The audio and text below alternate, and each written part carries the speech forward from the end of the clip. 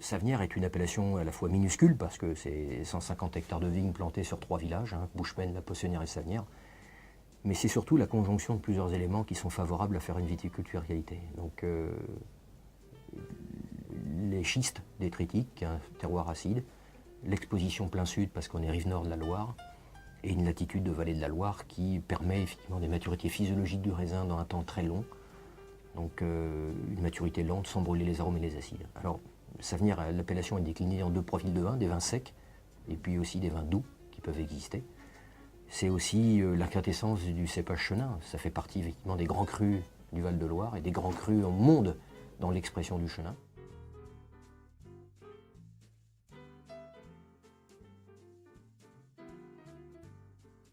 Souchery se trouve à la pointe de l'actualité de Savenière aujourd'hui. À l'heure actuelle, ils n'ont qu'1,80 hectare du Clos de la Perrière. Donc c'est un enclos, comme son nom l'indique, entouré par des murs, sur des schistes avec une partie légèrement sableuse en surface. Mais ça donne des vins d'un profil, d'une élégance et d'une race exceptionnelle.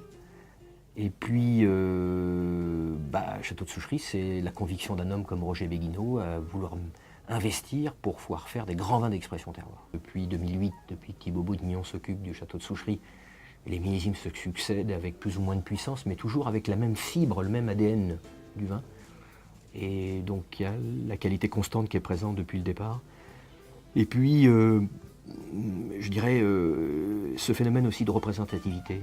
Quelqu'un qui est confronté pour la première fois à une appellation, s'il a la chance de goûter un vin qui représente un certain classicisme de ce que cette appellation peut produire, un archétype, avec le Clos de la Perrière, on est vraiment dans ce profil-là.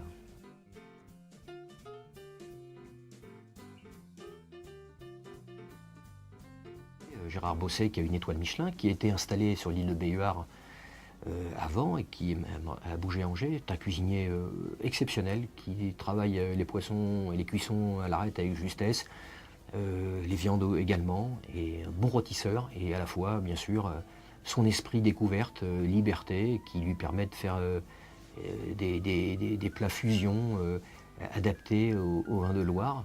Ça fait partie pour moi des grandes tables de cette région.